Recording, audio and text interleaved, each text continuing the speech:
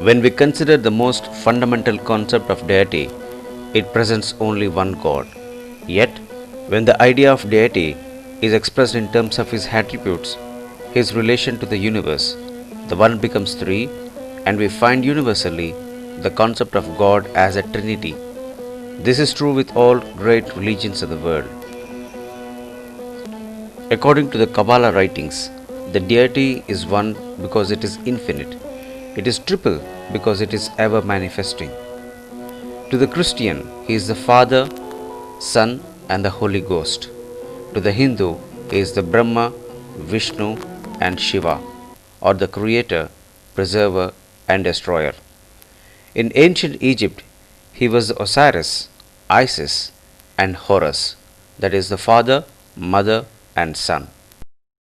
The Masonic Brotherhood knows him as the wise, beautiful, and the true.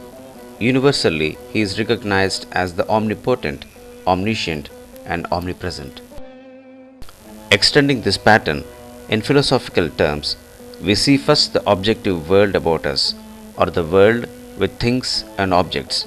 Then there is the knower or the self, and third, the awareness or the consciousness of the self of his environment, which triggers a world of thought. The ancient Hindus called these three worlds as Sat, the matter, Chit, the consciousness, and Ananda, the self. The embodiment of these triplicities can be discovered in nature in innumerable forms.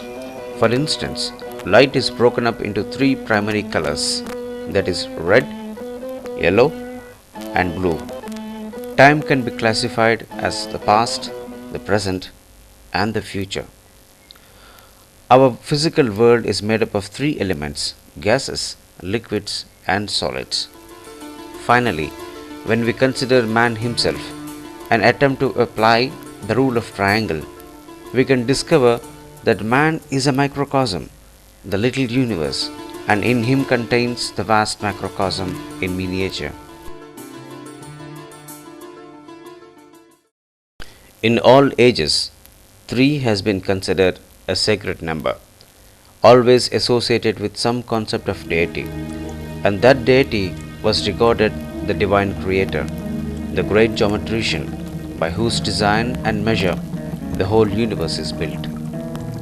The term geo comes from the Greek word gia, meaning the earth, and therefore the geometrician is the one who measures the world.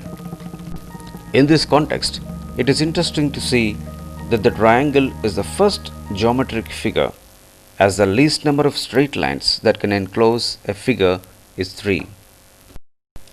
The triangle becomes universally the measure of man and of the universe about him.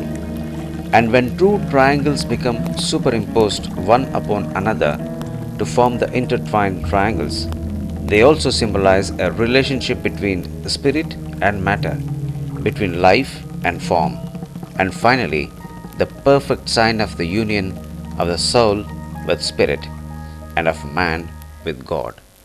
These interlaced triangles can be seen as a six-pointed star, where the upward pointing triangle represents the man's aspiration to reach his own divine source, while the downward pointing triangle represents the downpour of his inspiration and spiritual power.